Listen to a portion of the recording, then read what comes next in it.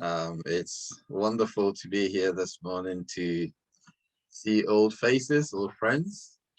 Um, well, we're probably not that old friends. I haven't been gone that long, but it's good to be here with the CCS team as well as with SEC at this year's CAM meeting. Balancing your emotions. Emotions obviously are very important aspects of who we are. And although many a time something that perhaps we don't take time to appreciate and to find ways that we can manage our emotions better, more effectively, so we can also have better, healthier relationships with ourselves, but also with those around us. So mental health and ethnic minorities is what we are looking at today. And just to kick off, as far as introduction is concerned, I just like to establish the point that mental health is a global problem. Although the theme is looking at mental health and ethnic minorities, it is a global problem, which means regardless of what background you're coming from, mental health is something that is experienced everywhere. In fact, with a recent figures that came out from the World Health Organization only a few years ago, was talking about, for example, common mental health disorders like depression affecting about 300 million people worldwide. It is not an issue that is exclusive to a particular race or gender of people, but it's something that affects people everywhere. So then I guess the question will still be, why focusing on mental health and ethnic minorities?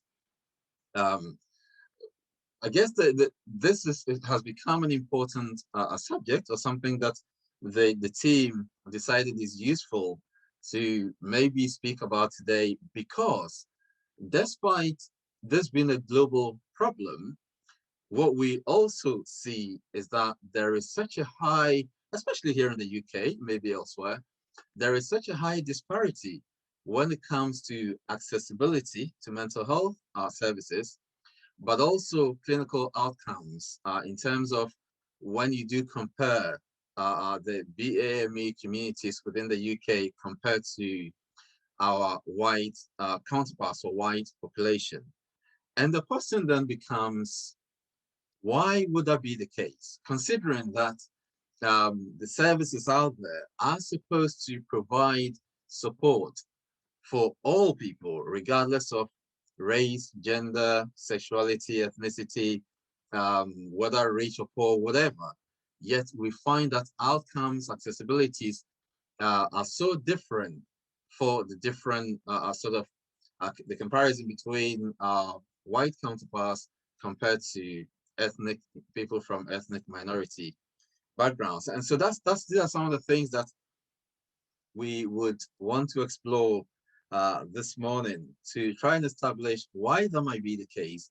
And also, is there something we can do, or those of us from BAME communities, is there something we can do to enhance, to improve, um, well, what the current figures may suggest? So I just want to share very briefly um, some excerpts from some of the current figures out there in relation to mental health issues in the UK, and where the BAME communities fare when it comes to accessibility and treatment.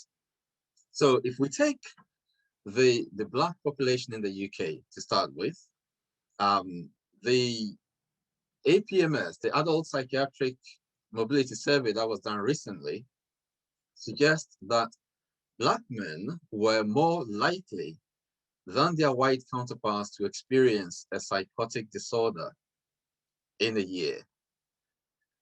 And then the next point also highlights the fact that the risk of psychosis in Black Caribbean groups is estimated to be nearly 7 times higher than in white population. Now, this is quite alarming because, again, going back to my original point, we all supposed to have access, equal access to psychiatric services, here in the UK. We're all supposed to have the same support. And yet we find that, for example, in psychosis, Black Caribbean group or people from that community may experience this 7 times higher.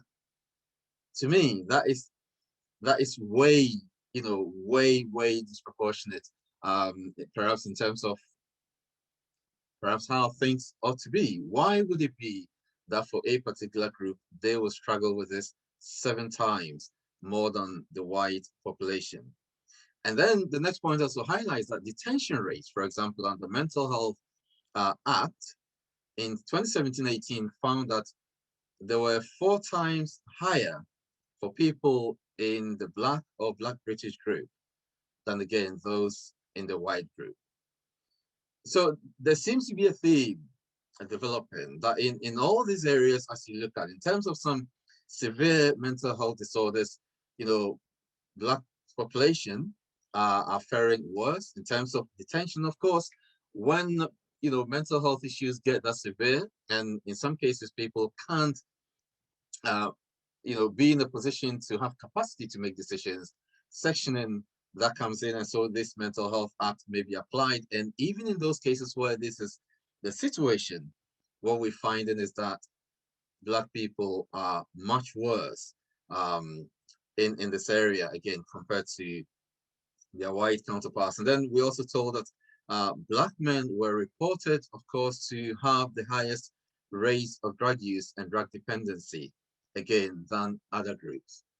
And if you take the stresses of this life and everything that is going on out there, why would it be that Black people, for example, have the highest rates of drug use and drug dependency? Generally speaking, we know that sometimes when people have to depend on drugs, it's usually because they might be using it to numb a pain. And the question would be, what is this pain and why would it be different for people from within this particular ethnic group? Another alarming statistic here is that whilst the white Caucasian population experienced the highest rates of suicidal thoughts, suicidal rates are higher among young Black men or young men of Black African, Black Caribbean origin, and among middle-aged Black African, Black Caribbean, and South Asian women than among their white British counterparts. So to me, this may just be a case that when we talk about going back to accessibility, how many people are actually going to GPs seeking help? Perhaps the white population does more of that, maybe than our white our Black and Asian population. And so, whilst there may be record of more reports of suicidal ideation in terms of rates, so maybe success of suicide, we may find that again maybe much higher in Black population and Asian population compared to white population, according to this study. So again, the APMS found no meaningful differences between Asian people and their white counterparts in terms of experiencing psychotic disorders or common mental health problems.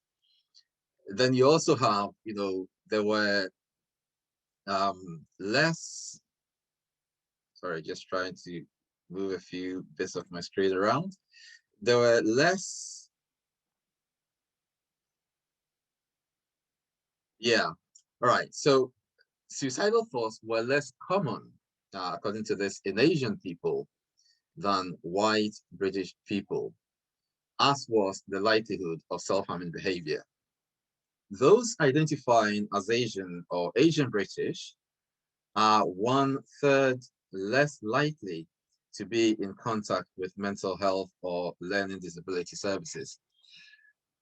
Again, I guess the question this throws out is that we know when it comes to issues around mental health, it affects everyone. But why is it that there is less contact with mental health services when you consider the Asian population or the Black population, again, compared to the white population. So I guess as you begin to ponder, to reflect on these figures, there's got to be thoughts around what may be the underlying reasons. There's got to be some reasons why we all may be suffering with these problems, and yet some people find it more easier, maybe more comfortable to actually go and speak about these things and get support, whereas others struggling with the same problems, yet find it difficult to be able to access support from within the services out there. If we kind of shift and look at a little bit more um, on the Asian British side of things, you also find that we're told here in England, the South Asian community in England and Wales, research indicates that more specifically, older South Asian women seem to be at higher risk group of suicide. Um, the other thing here also is the fact that in 2018 there was a review found that non-European immigrant women, including young South Asian women, were at a higher risk group for suicide attempts. So here is a case where this group, for example, may not be accessing support, and yet may be at a higher risk group of suicide, again, confirming the fact that mental health issues is across the board. In 2018, again, a review that was done found that, Chinese people, interestingly, are underrepresented in mental health services. Rates of admission to mental health inpatient facilities in England and Wales were lower among Chinese population compared to national average. What is interesting, and this is my personal experience, which I believe to a large degree perhaps confirms a lot of what these figures may be suggesting, that having been working, as a contractor here in the UK in mental health, well, rightly or wrongly, whether good or bad, I've had a chance of working in so many different geographical locations in the UK, from Lincolnshire to Bristol, to Dorset, to Bedfordshire, to Berkshire, to Hampshire, and even London, and in pretty much all my experiences, having worked in certain areas that arguably are very highly mixed population, I can almost, having treated hundreds of patients, I can almost count, on top of my head, how many people I've seen from the Black community, from perhaps the Asian community. And in particular, I can't even recall seeing maybe more than two Chinese people from, people from the Chinese community in mental health services. The Black population I've seen, probably that I have seen and worked with in this NHS services, will not be up to 10 or more than 10.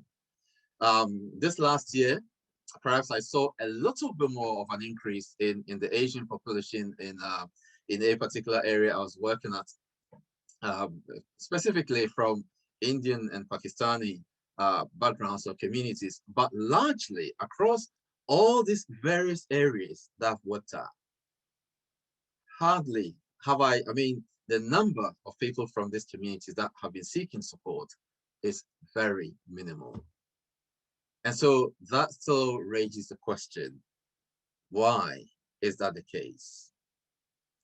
There are a few possible factors, influential risk factors that perhaps contribute to the mental health issues that we might face, or people from within these communities might face when it comes to accessing support or getting the right support within the communities.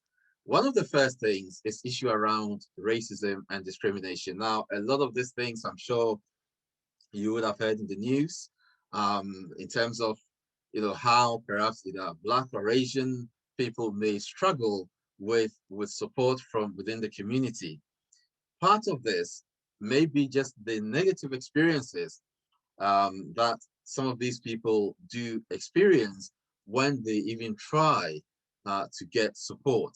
There is a growing body of research suggesting that those exposed to racism, usually generally in the community, are more likely to experience some mental health problems, such as psychosis and or depression. You may you may wonder why. I mean, a very basic explanation of some of these could be that, of course, as people, being able to go around your daily duties, managing day-to-day affairs, being in control of what you manage, what you deal with, what you can find as a way of supporting yourself, your family. All these are basic human needs. But if a person finds themselves in a position where even having access to some of these basic things on a continuous basis is a problem, one, it increases, that person's stress levels. And of course, we know how dangerous stress can be. Stress doesn't only have an impact on our physical well-being, but mentally, stress can play a risk factor. It can be a risk factor for various mental health issues, as well as a maintenance factor. So those who experience racism and discrimination, which is something that people from within these communities tend to experience, then the outcome is that it can have effects on their mental health or emotional health and well-being. Another risk factor or influential factor here is social and economic inequalities. There are a few figures here suggesting, for example, when it comes to unemployment rates are highest for people from within Black background, about 26%, from a Pakistani or Bangladeshi background, about 23%, compared to, again, the white counterparts, which is 11%. So when you look at that, and then you take other socioeconomic inequality factors like homelessness, which is also a key factor among minority groups within the UK, all these, and most of us probably would be aware, those who have had a chance of working with people, homeless people, or people who are homeless, and sometimes maybe seeking shelter, those of you who have had a chance of working at the Advent Center and stuff like that, most of them do not only struggle with these issues around socio-economic inequalities, such as homelessness or unemployment, but a lot of them also struggle with issues around mental health. It's important to note, again, that these factors usually may serve as risk factors for mental health problems. The other one is stigma. We know stigma generally is a problem that, as a society, society as a whole, we are all working to overcome the problem of stigma, but it's still something that is out there. And within, again, the BAME communities, problem of stigma even seems to be much bigger and much more sort of severe issue. A lot of the time, I guess, the way that these problems are being perceived within these communities means that most people from BAME communities find it difficult to be able to be open about these issues and therefore be able to seek openly and actively seek support for mental health problems. Other possible risk factors in this case may also include things like, problems from within the community. So on the one hand, we have problems of the system that seems to make mental health problems a prevalent issue amongst ethnic minority groups. But apart from the systemic problems that we face, there are also specific or maybe particular problems that may be unique to some of these communities that also contributes to the mental health issues that we face. So one of them is the word there is it's intergenerational traumas, not intergeneral traumas, intergenerational traumas. And the problem with intergenerational traumas is that most of us, and I'm not going to say much about it because I know Dr. Les is presenting on this and has a fantastic presentation on this. And so whatever it is you're doing tomorrow and wherever you are, make yourself available for that hour to listen to Dr. Les Aki on this particular issue here, intergenerational traumas. Many of us, when we look at our parents, our grandparents, there were practices, there were things that used to happen that were either a taboo to talk about or somehow we accepted them to be a norm. And it wasn't spoken about because something that happened.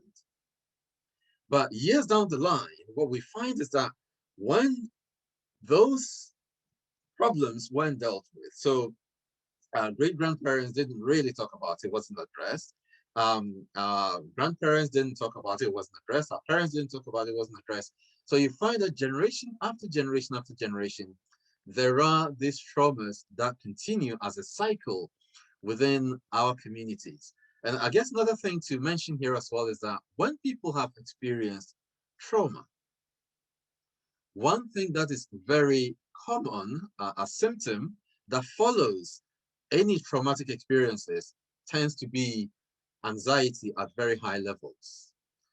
Because when the person has experienced an event that really shatters everything they know in their world, it creates a sense of threat, of fear, that people then function constantly.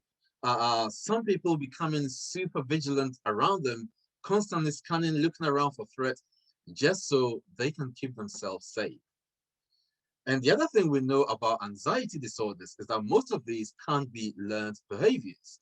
So if traumas have happened over time and the survivors have lived through that through the lenses of being constantly fearful, worrying, being anxious, you find the generations afterwards in so many different ways would learn to think and believe that because the world out there is so unsafe, most people will be living through fear and constant threat. So intergenerational traumas that have not really been dealt with, you find it carries on within the family line, within the generations, and we continue to suffer. And most of us, our mental health issues of today may be because of past traumas that really have not been dealt with. The other thing that may also be quite unique to some of us in our communities, even today, is the extended family systems. Now, don't get me completely wrong, because there are some great benefits in having extended family systems. The support that parents may enjoy from grandparents or whatever, all these can be highly beneficial. But by the same token, they also come with their own problems. A lot of research out there suggests that a lot of abuses that happen, especially in the area of perhaps sexual abuse and things like that, usually happen by people, perpetrators tend to be people who are known within the family circles. If I, look back at history, growing up as a young person from a community that is kind of very much, ethnic minority community, I remember things that were done sometimes from some unshameful parents to their own children, and yet will feel comfortable to talk about it as if it was okay to do that. But these things would happen because of sometimes systems that we have in place.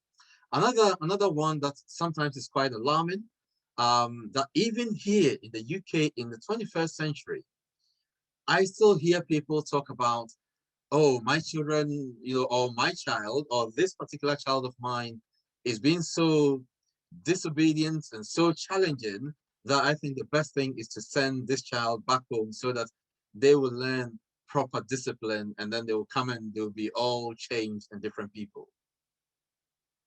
To a large degree, well, in some cases, this might work. But in a lot of cases, it doesn't work. And sometimes this ends up actually creating more problems, not just for that young person, but ultimately for the family at large. Just very quickly, an example of a case that a young person I was working with, well, not so young, she's now quite an adult, a mother of two children in late 20s. When she was a teenager, her family decided that out of all the children, she was the expression black sheep. You know, she was a difficult child. And so parents decided, well, we will ship her back to Africa to an uncle so that, you know, the uncle will have time to show her, you know, proper discipline. And if she doesn't have access to all the resources she has in the UK, she will learn to appreciate life and to behave much more properly or appropriately. The young person told her story. When she was back there, a lot of the money that her parents sent back there for her upkeep, their uncle spent the money. Hardly did she actually ever see some of this money that was sent for her benefit. But not only that, it got to a point where the uncle decided that he was now going to use her as you know, the person to relieve or to manage his sexual needs. In other words, sexually abused this young girl. In the course of time, this young girl then became really ill, and so then she has to be, you know, they had to fly her back to the UK for treatment. And sometime after that, in fact, some years after that, that was when she gathered courage to tell her father what had happened. The father completely broke down. I mean, he could not imagine in his world that his own brother could have done something like that to his daughter. So this became a problem, as in the father then went through a phase of feeling guilty, depressed, low mood, tearful, mother super angry about everything that happened to this young girl. This young girl also then went through a phase where she had to deal with anxiety, panic attacks, and of course the trauma, PTSD of what she went through. The initial rationale for this behavior, I guess the intention to the parents was a right intention, but the outcome was a devastating one for the family. So, of course, you know, like I said before, extended family systems may have their benefits, but sometimes a lot of the abuses that happens to our young people is because we may leave home, travel abroad, we leave the children with extended family members to take care of them with a view that in a few years later, when we are settled, you know, we would go and then bring those children, you know, back with us. Or sometimes we even have the children here, and when they are young, because they deprive us or they make it difficult for us to have the appropriate childcare, but also to work and make the money, we choose to send the children back home. And by doing that, sometimes the danger is that we miss out on the crucial bonding time that parent and child should have. And later on, when those children rejoin, you find that there are issues of attachment, there are behavioral difficulties, because sometimes those same children never feel they belong in the family circles. And of course, a sense of belonging is one of the very basic needs of every child. Mental health issues then becomes the outcome. Another issue that results, another possible risk factor that exists within our communities is also this level of stress that many of us are placing on us because of dual responsibilities that we may have. What I mean by that is that some of us are here, we have a family we're managing here, but also we have a high responsibility for people that may be back home wherever they are. You know, this may be in Africa, this may be in Caribbean, this may be in Asia, this may be in Latin America. You know, one young person again that, for example, I'm working with at the moment from Asia, and I won't mention the country's name. If I was to tell you the pressure that this young lady is going through, being the only one supporting her family back home, and yet the treatment that she's getting when she can't send money back home, it's really just unbelievable. Sometimes I get really just gobsmacked listening to her and what she's going through. There are, of course, times that we know we have family back home that we need to support, because without the support, most of them probably would go without or would have nothing. But we need to be mindful of the level of stress we might take on board, because all those stresses can be a risk factor for various mental health issues that we face as people of minority backgrounds here in the UK.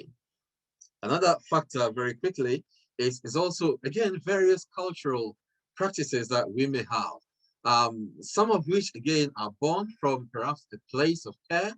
Um, but what we also know that within the same, what might seem as care, is that sometimes we do these things to actually protect, or we believe protects, the family image, rather than thinking about the real care of maybe the young person who may be involved. And so things like pressure, excessive pressure on our young people, when we think they get of age and they need to get married.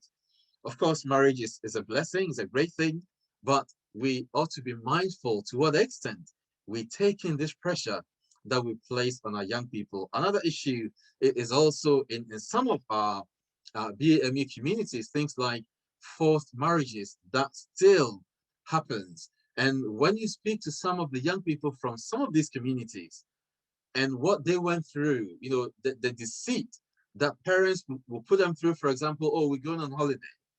And then the next thing they know, they are in this place, they've been married off to somebody they've never met or never known, and then expected to be left within that culture and be an amazing wife. In these cultures, um, there are a lot of trauma sometimes that goes with that, and a lot of other mental health problems that also go to that. So again, recapping this sort of influential risk factors for the mental health issues that most people from these communities do experience. There are, of course, the systemic issues we face, like race and gender, like culture, like social and socioeconomic inequalities. All these problems do contribute to people struggling with mental health from these communities. But also, there are internal cultural factors that also applies or makes some of us more susceptible to experiencing mental health issues. So knowing that we all struggle with this, why is it that we still find it so difficult to then access support? One of the first points here is that, one, we don't trust the services. And somebody might say, well, rightly so. If you look at, the historical context, the socio-economic situations, the inequalities that happen, and perhaps some past, researches when it comes to even things like people being treated in hospitals, people will think, well, I can't trust them. In fact, what is interesting, even during this COVID era, right? And when it comes to issues around mask wearing, um, taking the jab or whatever, and I'm not here to promote jab taking or anything like that. But generally speaking, what we see is that, or at least what we're told, is that a lot of people from some of these communities are highly reluctant. A big part of that is that there is lack of trust within services. And as I said, people may feel their reasons are justified because time and time again, they have been given reasons not to be able to trust the system. Another barrier, another reason why we may struggle to access support might be, and I need to, I'm checking the time here, I need to be wrapping up quickly, so bear with me for a few more slides and we'll be done. Another reason might be fear of being judged or being misunderstood. Sometimes the issue here might be that, oh, that therapist wouldn't understand me, or that GP doesn't understand me, and they seem to even judge me before they make time to listen to what I've come here for. Another issue is that yes, there may be services, but sometimes it appears these services don't necessarily take into account the specific cultural needs of these communities. Then there is stigma that we spoke about earlier, suspicion of the system and process, and of course, language barriers. I must say that at least a lot of the NHS services I've worked in most cases, they do try. A lot of them do have services of interpreters, within their provision of services. So if somebody came from a particular background and language was a problem, usually there is scope to hire an interpreter from that particular culture or ethnicity to be able to help facilitate the process of treatment much more effectively.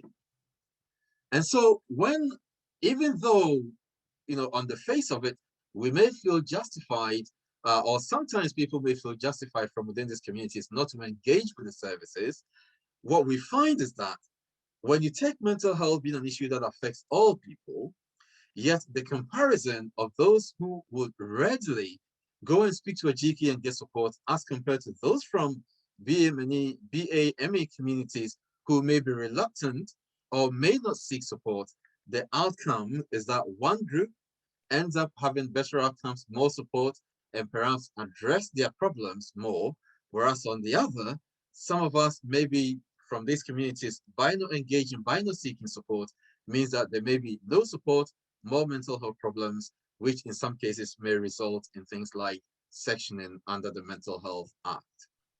And so a quick vicious cycle then that is created is that if you take the BAME communities, there are all the risk factors that we spoke about, some of which may apply in other cultures, but for our specific communities, there are all those risk factors externally and also internally. And that means mental health problems do result. Of course, that then leads to some of the barriers that we've just spoken about, which will lead to less engagement with services, and in some cases, the worsening of problems because supports are not being sought.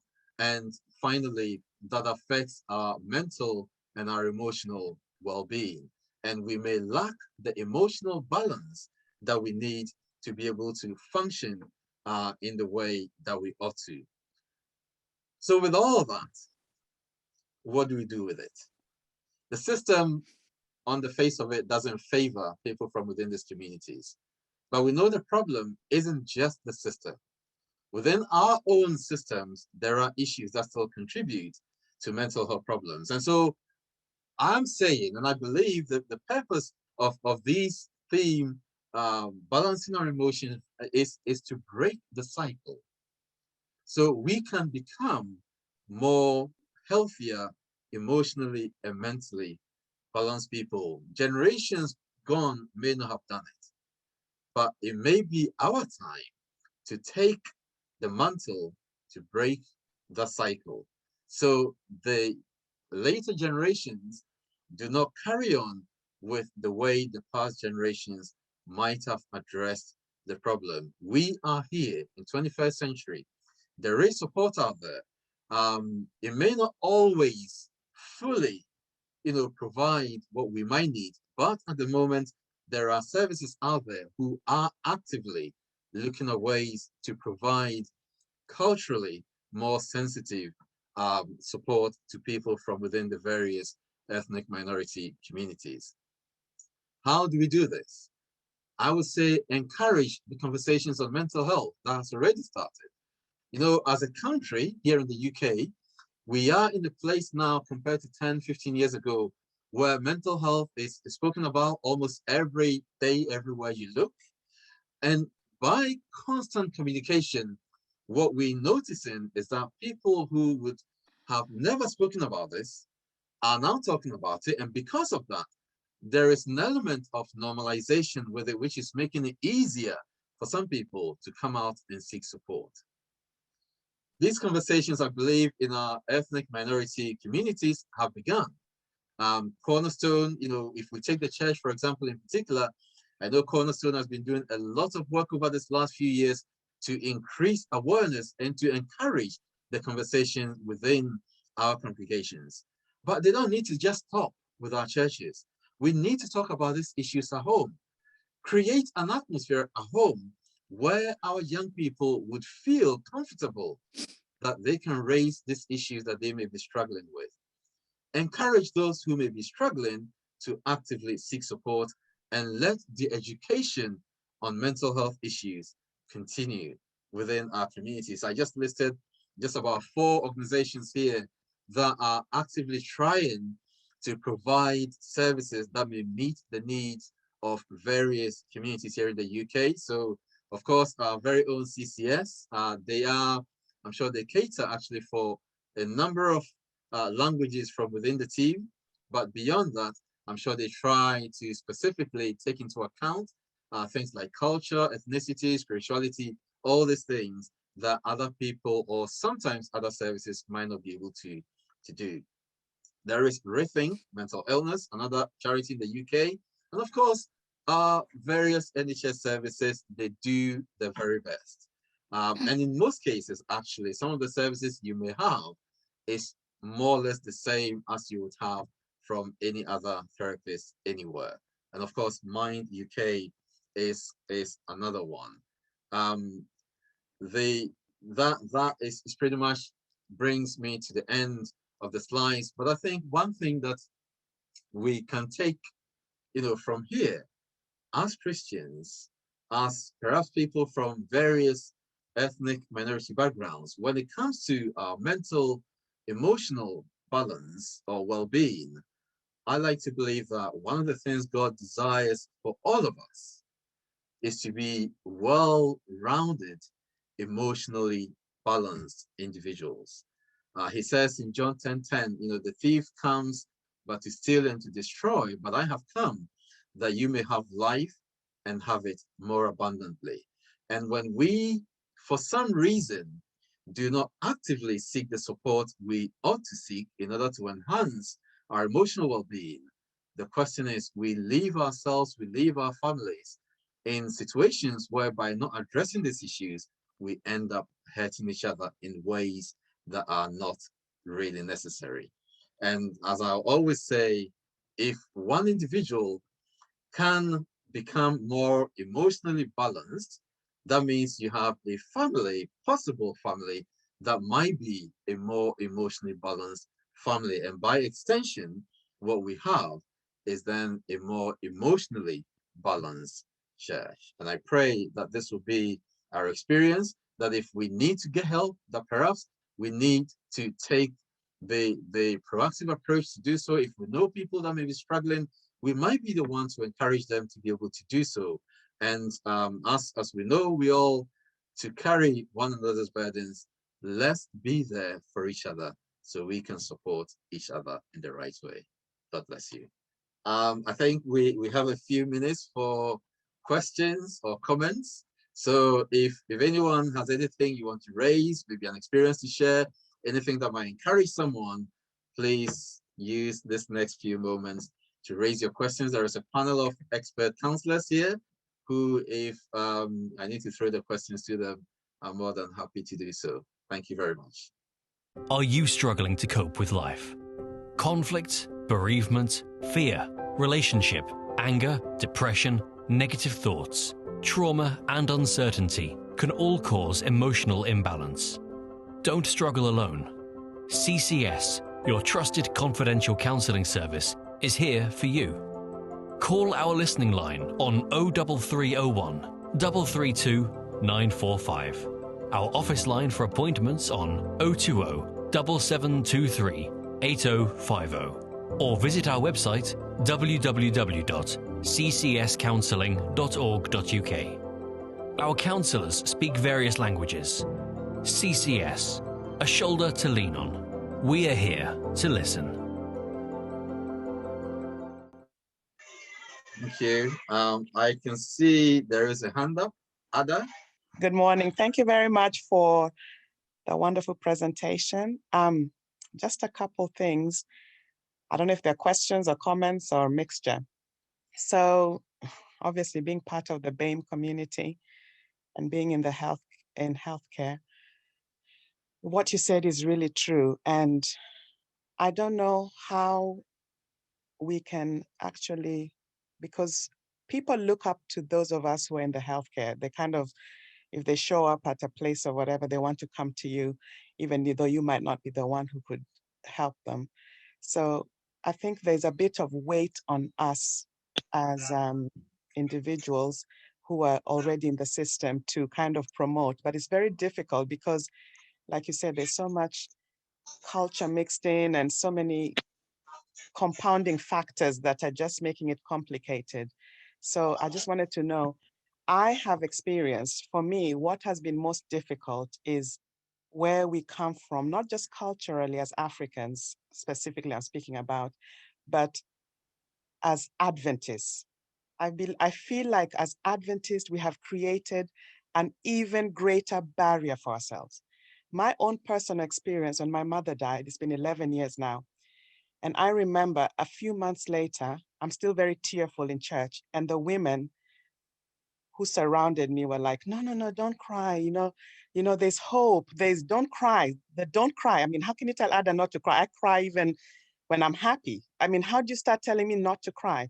So don't cry. And then I mentioned to a couple of them how my GP had given me citalopram, antidepressant. I'm like, no, no, no, no, no, no, no, no, no. We'll pray for you. So I asked a genuine question. You're praying for me. So I leave church, I go home. I'm tearful all day. I can't move, I can't think, I can't do this, but you're praying for me. None of you have even shown up at my door. None of you have even, do you know how I'm gonna eat? But it's and then another area which I've had a lot of friends go through is divorce in the Adventist church. And that is causing so much mental illness in our church that I don't even know why we don't talk about it. I don't know if Adventists feel like if we don't talk about it, and one person told me there's no divorce in heaven. So basically, if you're divorced, you're going to hell. You're definitely not going to heaven. In the church. I'm not making this up, by the way. So I just want to know, how do we then support people when we ourselves are contradicting ourselves? We have a discourse in our heads of how to even, and some of us people look up to in whatever situation. So how are you going to support them? And finally, my heart breaks because I have a 20-year-old son. And a month ago, one of his schoolmates, year 2 engineering student, jumped into a river. From the name, it looks like he was a Nigerian, but parents live here and everything. And I'm just thinking, are we doing anything in our universities, especially for our young people? Because at the moment they're studying under a situation where we would never even imagine. So they're out there, they're renting these houses, there's just them. Maybe some have girlfriends, some don't. And then there are no parents, there are no teachers, because at least when you're attending, you have teachers.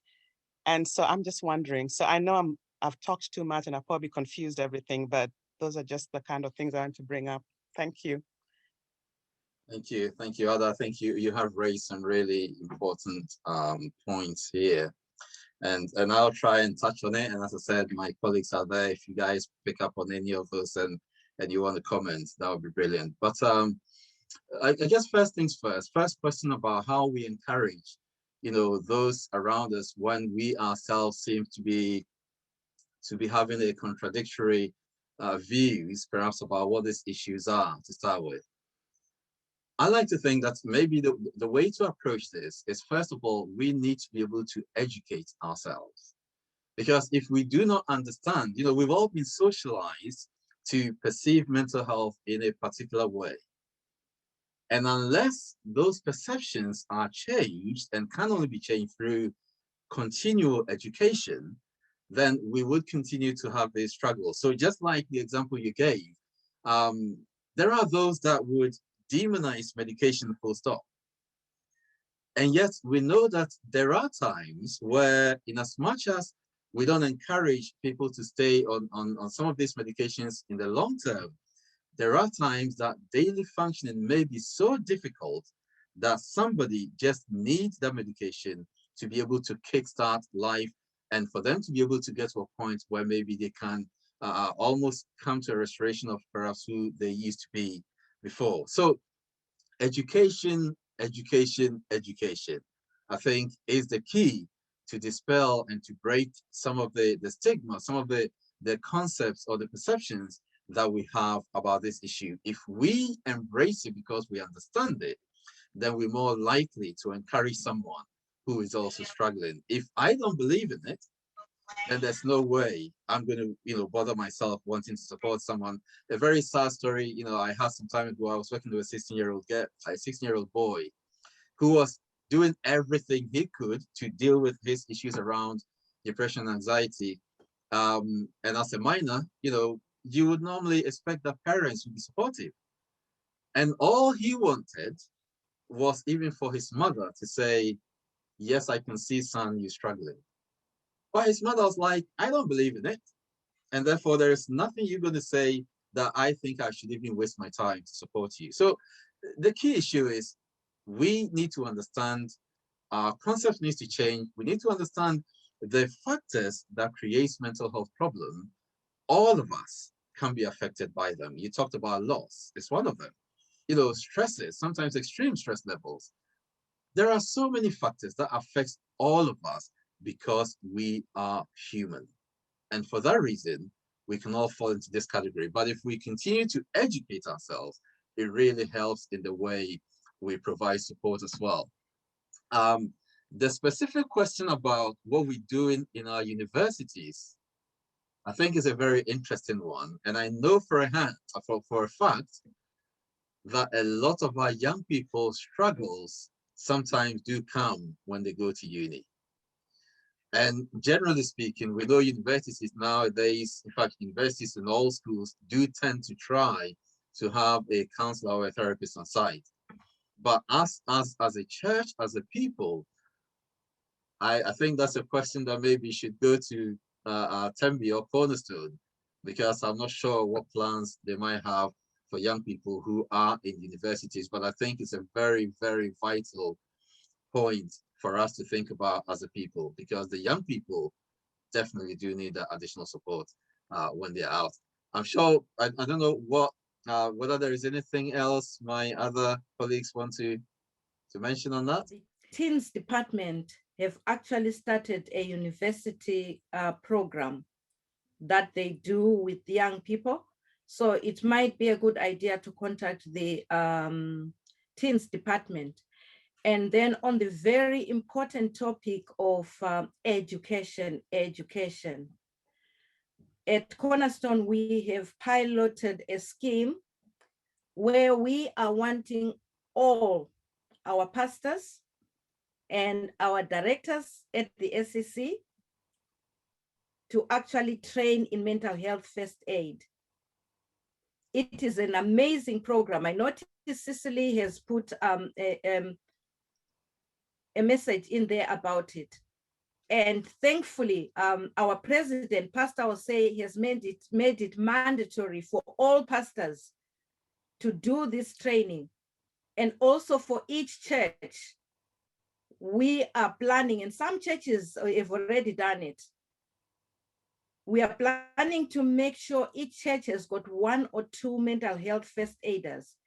And this is a way of actually dealing with the stigma. If it's being preached from the pulpit, if the pastor actually understands what is mental health and what they can do in different situations, I think we are in the right direction. Cicely, I don't know whether you want to add on anything there. Cicely is one of our mental health first aid trainers.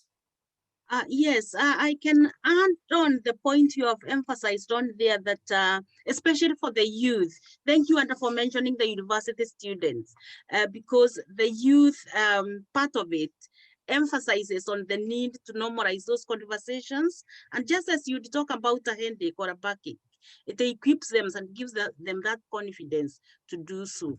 But if it starts from our households, our neighborhoods, and then our churches, then we'll be closer to reducing the stigma and discrimination that comes with it. And more so, really that goes to our services to address the issue of a representation of our communities in them. And just for Ada, If you go to our website, you can listen to the presentation that was done on grief on Monday. I'm not sure if you were here or not. I hope that will be helpful for you. Oh, thank you for that. I missed it because I couldn't log on. We had the wrong, it said 992 instead of 922. So today is the first day I've logged on, and that one I really wanted to hear. So thank you. I will go to the website. There is a hand up. Okay, I will take Lucy. Mona and then I'll come to Sister Lucy.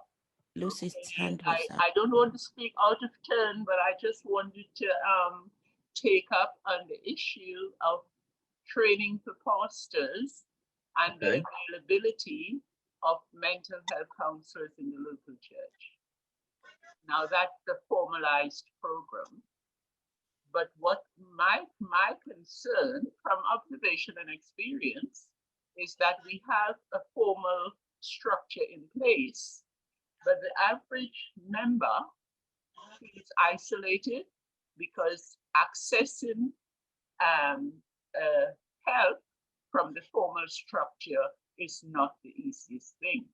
So my question is, when we have mental health counselors at the church, and the pastor, are they going to be approachable, accessible, trained in people's skills to listen, to understand, to be helpful, and to be trustworthy?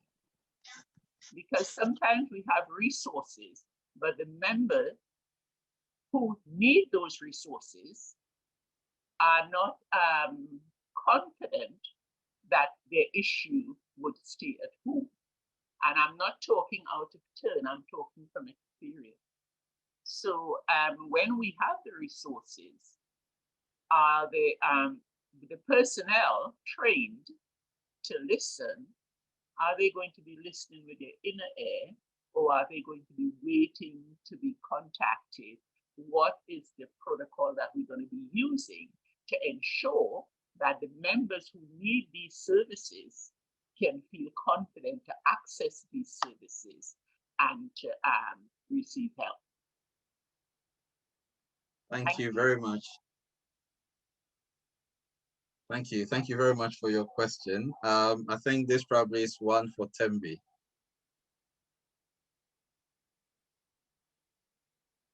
Muted. Okay. Thank you for that very vital question. It's a very important point you've brought up. One of the main reasons why we actually started with the pastors, we had realized that the pastors actually probably don't understand much. And I'm saying it in a nice, respectful way. They don't understand much about mental health, or maybe they are putting it at the back of their agenda, not being aware that it's actually at the forefront if they are to reach their parishioners and actually help with openness to the gospel. So if they understand in the training, they are taught to listen, as you are saying, they are taught to recognize signs, they are taught so much more. And we pray that they will be able to understand. The few that have given me feedback were saying, wow, we needed this. Where was it all along? We now understand where we have been going wrong. So with those comments, we hope we'll see a change. And also, you don't have to access the services through the pastor. You can come directly to Cornerstone. We have our own website. We also have a listening line where you can actually call in every day from 8 a.m. to 12 p.m. And you can speak to a trained listener, and you can contact the office for counseling. You don't have to go through anybody. You can come directly to Cornerstone or access any other counseling organizations. You still hearing me? I understand what you're saying. Right. I'll tell you from personal experience. I am a divorcee, and I have a daughter who has a mental health issue. Okay. And yes, this has been going on for years, and we've never had any help from the church. Okay, so I'm not talking about my issue because I'm quite capable of getting help outside, which is where I get help. But another person in church lost her daughter, and as I think it's Ada was talking about, she was distraught. I'm talking about heavily distraught. But that person, there was a counselor at the church, and the pastor was also a trained counselor, but she received no help from them. So when I talk about accessibility, I'm not talking about accessing through the pastor. I'm talking about listening with the inner ear, so that the counselors are aware, but more than aware, they sensitize that we are part of the church. Our skills and abilities are for the building up of the church. So if there is a bereavement, or if there's sickness or mental illness or whatever, I cannot wait to be contacted. I will make the first move. So accessibility is not just from the needy to the provider, but also from the provider to the needy. Is that making sense? Yes. So it's about Thank you for that. sensitizing the resource. Very good point. Thank you for that. Thank you. Okay, Yeah. can I now take Sister Lucy? Oh, thank you very much, Brother Emmanuel. Thanks for your presentation. In fact, you are doing a great job, Cornerstone people. Thank you for the awareness. Creating awareness is very important. As Christians, even if someone is going through emotional stress, we think it's because of sin he has committed or something. So people are afraid and shy even to come out. But all this presentation and your program is helping others. We can pray for them as Christians, but they still need to seek professional help. Whilst they are seeking professional help, then we too are praying for them. So creating awareness is very important. Sometimes, you know, the people, when they are going through that emotional stress, they don't have insight to it at all. So it's good that you have this program and you have this in place to help people. God bless you. Amen. Thank you, sister. There's a question from Jenny. I was just saying there's a question from Jenny, and she says mental health issues is traumatic for family members as much as it is for individuals experiencing it. Are there services targeted to support family members?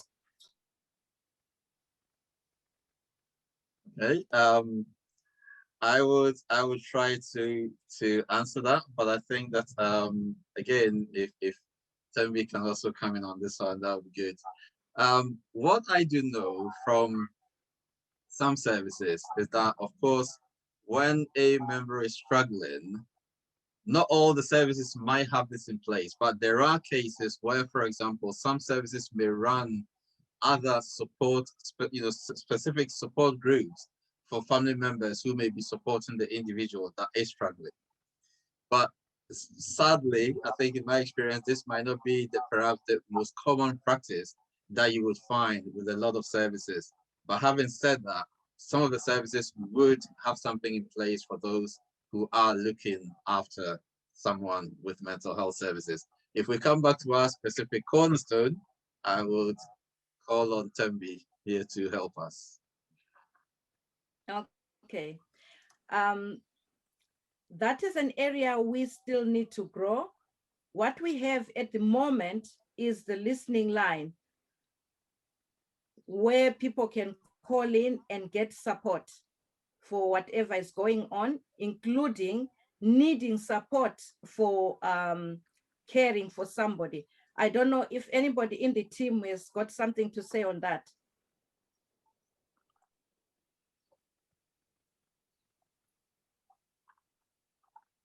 Okay. Okay. Hopefully that question is answered, unless somebody else wants to comment on that. Okay, do we have any more questions? Otherwise, I think we are 11 minutes over our time. Can I just add something to that last question? Sorry, this is Edith. You may not be able to see me. Yeah. So if you are if you have a family member that is already part of a service, mental health service, you can ask for assistance. I know where I work, we do care assessments for carers that are carried out by support workers, and basically to look at what your needs may be physically, materially as well, because sometimes you need other support in terms of housing and so on, and also what psychological support you might need. So somebody would carry out that assessment and then incorporate it into the care of the person that's being treated in the service. So you can, if that hasn't been availed to you, you can actually ask. You can ask that they do a care. And in most cases, almost, I know that many of our clients, we do that because we take into recognition that the fact that the illness is not just for the person, that the environment as well is impacted. That includes the social environment. So you can make a request for that in the service that you are part of. All right, I think I'll hand over back to Zitembio Hannah. Wrap up. Are there any more questions in the chat, Hannah? No more questions. It's just people wanting to find out if CCS are Christians or it's just SDAs. I think we've answered that in the chat, but I just thought I'll bring it. Yes, I answered that in the chat. We are currently all Seventh-day Adventist counselors in our team. We, however, time and again do get some Christian, non-Adventist Christians who join us, and we welcome them. All right. Thank you very much, Emmanuel. And we're going to ask you to close for us with a word of prayer. Hey, shall we bow our heads wherever you are and pray? Father, once again, we are grateful for the opportunity of education. Hopefully with the view that this would help us as individuals to make the changes we need to make in our lives, or even to encourage others around us who may also be struggling one way or the other.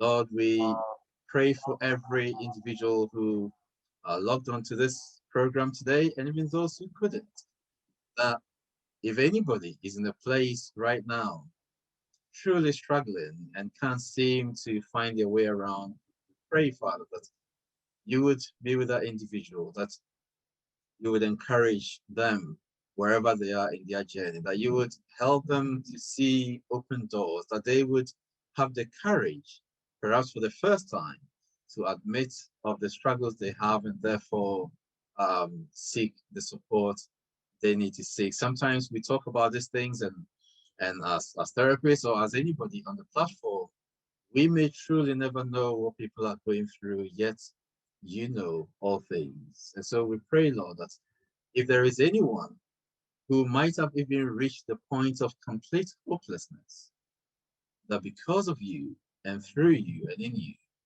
that individual may find hope. And rather than giving up, they would rather, with your strength, go forward and get the help that is needed to become well, so we all can enjoy the abundant life that you desire for us. And this is our prayer this morning. In Jesus' name, amen.